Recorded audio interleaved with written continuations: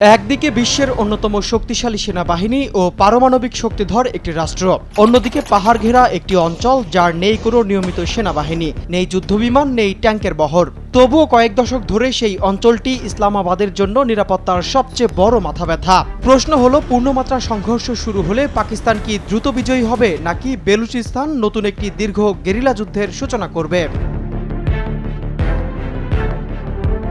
পাকিস্তানের সবচেয়ে বড় প্রদেশ বেলুচিস্তান। দেশের মোট আয়তনের প্রায় ৪০% এই অঞ্চলের দখলে, অথচ জনসংখ্যা তুলনামূলক কম। বহু বছর ধরেই এখানে বিচ্ছিন্নতাবাদী আন্দোলন এবং নিরাপত্তা বাহিনীর সঙ্গে সংঘর্ষ চলছে।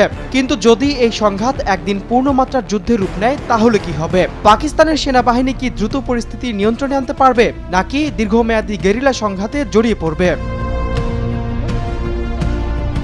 সামরিক সক্ষমতার দিক থেকে পাকিস্তান বিশ্বের অন্যতম শক্তিশালী দেশগুলোর একটি। দেশটির প্রায় ৬,৬০,০০০ সক্রিয় সেনা সদস্য রয়েছে। পাশাপাশি রয়েছে হাজার হাজার সাঁজোয়া যান, ২৫০০-র বেশি প্রধান যুদ্ধ ট্যাঙ্ক এবং ৪২০-এর বেশি যুদ্ধ বিমান, আধুনিক ক্ষেপণাস্ত্র ব্যবস্থা ও পারমাণবিক অস্ত্র। অর্থাৎ প্রচলিত সামরিক যুদ্ধে পাকিস্তানের নিয়মিত বাহিনীর সঙ্গে কোনো বিচ্ছিন্নতাবাদী গোষ্ঠীর সরাসরি তুলনা করা বাস্তবসম্মত নয়।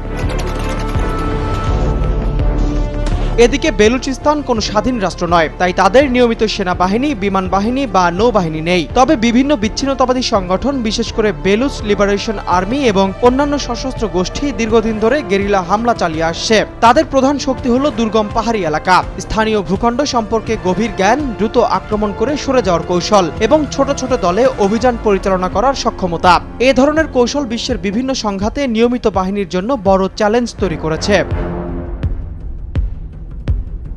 যদি দুই পক্ষের মধ্যে প্রচলিত যুদ্ধ শুরু হয়, তাহলে সামরিক শক্তির দিক থেকে পাকিস্তান স্পষ্টভাবে এগিয়ে থাকবে। কিন্তু যদি সংঘাত গেরিলা যুদ্ধে পরিণত হয়, তাহলে পরিস্থিতি দীর্ঘায়িত হতে পারে। কারণ পাহাড়ি অঞ্চলে ছোট ছোট সশস্ত্র দলকে পুরোপুরি নির্মূল করা অনেক কঠিন। ইতিহাস বলছে এমন সংঘাত অনেক বছর ধরে চলতে পারে। তবে দীর্ঘস্থায়ী সংঘর্ষ মানেই যে স্বাধীনতা অর্জন হবে, এমন কোনো নিশ্চয়তা নেই। এবার আসি, কার ক্ষতি বেশি হবে? দীর্ঘমেয়াদী সংঘাত শুরু হলে পাকিস্তানের নিরাপত্তা ব্যয় উল্লেখযোগ্য হারে বেড়ে যেতে পারে। গাওদার বন্দর, খনিজ সম্পদ এবং বিভিন্ন অবকাঠামো প্রকল্প ক্ষতিগ্রস্ত হওয়ার ঝুঁকিতে থাকবে। একই সঙ্গে বিদেশি বিনিয়োগ, বিশেষ করে চীনের বিনিয়োগকৃত প্রকল্পগুলোর ওপর চাপ তৈরি হতে পারে। অন্যদিকে সবচেয়ে বড় মূল্য দিতে হতে পারে সাধারণ মানুষকে। বাস্তুচ্যুতি, অর্থনৈতিক সংকট, শিক্ষা ও স্বাস্থ্যসেবায় বিঘ্ন এবং অবকাঠামোর ক্ষতি সবকিছুই মানবিক পরিস্থিতিকে আরও জটিল করে তুলতে পারে। সবশেষে প্রশ্ন একটাই, বেলুচিস্তান কি সামরিকভাবে পাকিস্তানকে পরাজিত করতে পারবে? বর্তমান বাস্তবতায় প্রচলিত যুদ্ধে সেই সম্ভাবনা অত্যন্ত কম।